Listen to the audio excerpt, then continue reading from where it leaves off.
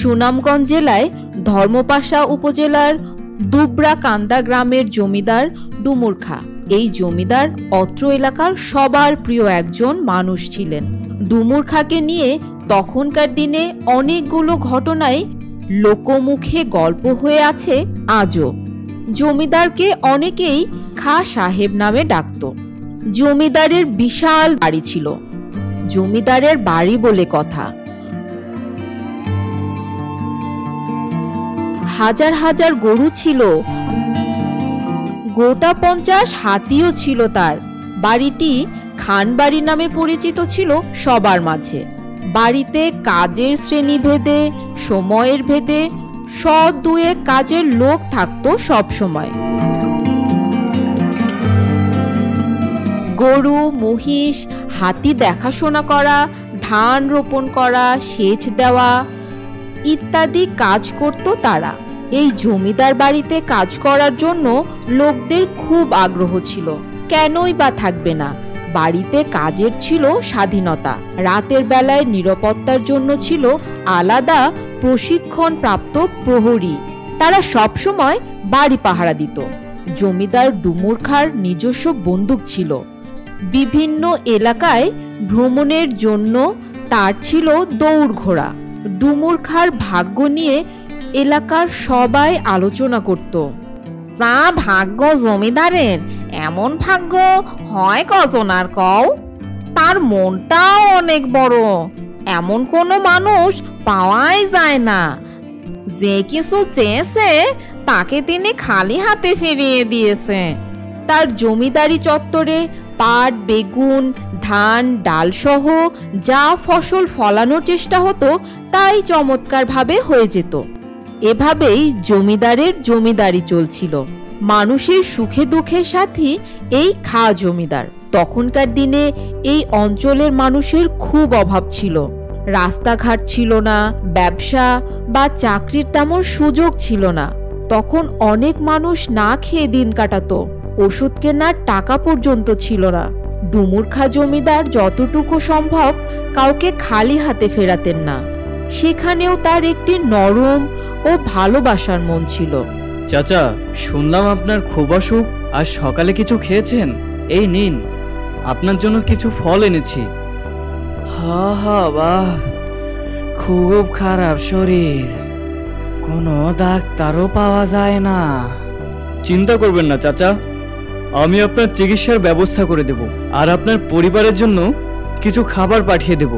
আপনি খুব দ্রুতই সুস্থ হয়ে যাবেন।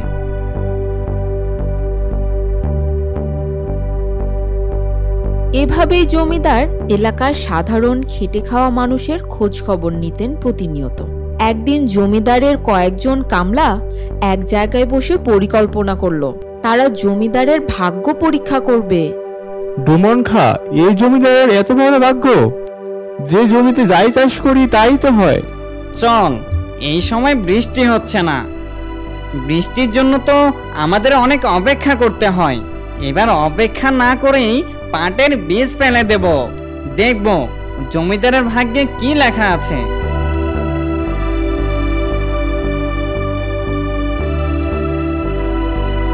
যেই কথা সেই কাজ। তারা পাটের বীজ ফেলে দিল সকালবেলা। রাতেই হঠাৎ বৃষ্টিতে এলাকা জুড়ে যত পাটের ক্ষেত ছিল সব একসাথে তৈরি হয়ে গেল। সকালে কাজের কামলারা এসে দেখে তো অবাক। এ কি, কোনো মেঘের লক্ষণ নেই।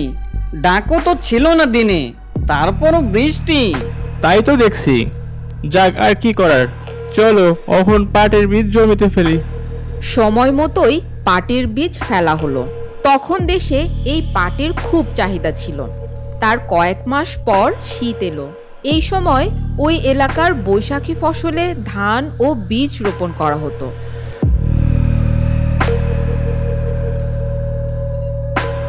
এক মাস পর্যন্ত সময় লাগে সমস্ত জমিতে ধান রোপণ করতে।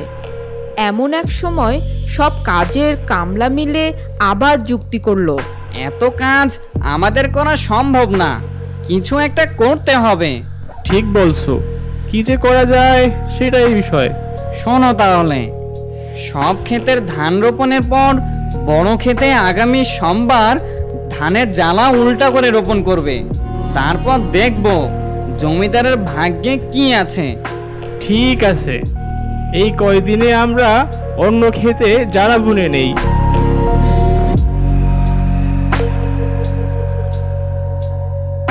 তারা অন্য ক্ষেতে জ্বালা বুনে সোমবার ঠিক সকাল থেকে 300 কাঠা জমিতে ধানের চারার আগা নিচের দিকে এবং গোড়া উপরের দিকে দিয়ে 4 দিন ধরে সবাই একইভাবে ধান রোপণ করে দিল।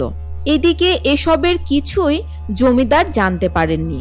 তার কয়েকদিন পর এই হাওরে বড় ধরনের হাজার হাজার বকের আবির্ভাব হয়। ওই ক্ষেতের মাছ পোকা খেতে নামলো হাজার হাজার বক। বকের পায়ের চাপে ধানের গোড়া নিচের দিকে এবং আগা উপরের দিকে উঠে এলো। এই বক বিভিন্ন পোকামাকড় খাওয়াতে তাদের সরু পায়ের হাঁটাতে ওই ক্ষেতে অন্য বছরের চেয়েও দ্বিগুণ ধান হয়েছিল।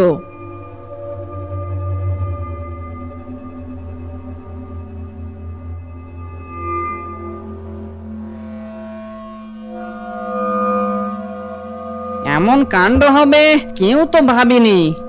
আর এতগুলো বক এই এলাকায় তো কখনো আসতেও দেখিনি। না না, জমিদারের আর কোনো ভাগ্য পরীক্ষা নেওয়াই যাবে না। তার ভাগ্য পরীক্ষা নেওয়া শেষ। হ্যাঁ হ্যাঁ, তুমি ঠিকই কইছো। জমিদারের আর ভাগ্যের পরীক্ষা নেওয়া যাইব না। আল্লাহ যারে দেয় তাকে 2 হাত ভরেই দেয়। এটাই ছিল কাজের কামলাদের শেষ পরীক্ষা। এরপর তারা আর কোনো ভাগ্য পরীক্ষা নেয়নি জমিদারের। ডুমুর খাঁর এই সহায় সম্পত্তি ও জমিদারি রেখেই আল্লাহর দিদার লাভের জন্য পবিত্র হজে যান। যাবার আগে পরিজন ও এলাকাবাসীর সাথে দেখা করে যান। আজ আমি যাচ্ছি, তোমরা আমার জন্য দোয়া করো আর নিজেরা নিজেদের খেয়াল রেখো। কেউ কারো বিপদের কারণ হও না যেন।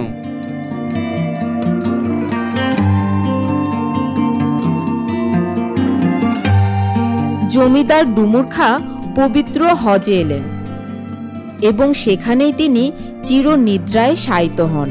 পবিত্র মদিনায় নিজস্ব অর্থায়নে সমাধি দেয়া হয়।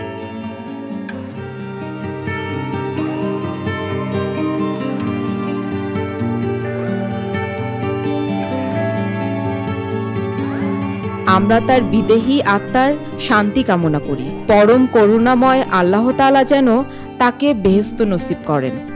বন্ধুরা, কেমন লাগলো আমাদের আজকের গল্পটি তা কমেন্ট করে জানাতে ভুলবে না। আর এমন অনেক ভিডিও পেতে আমাদের চ্যানেলটি সাবস্ক্রাইব করে পাশে থাকা বেল আইকনটি ক্লিক করে দিবে। আল্লাহ হাফেজ।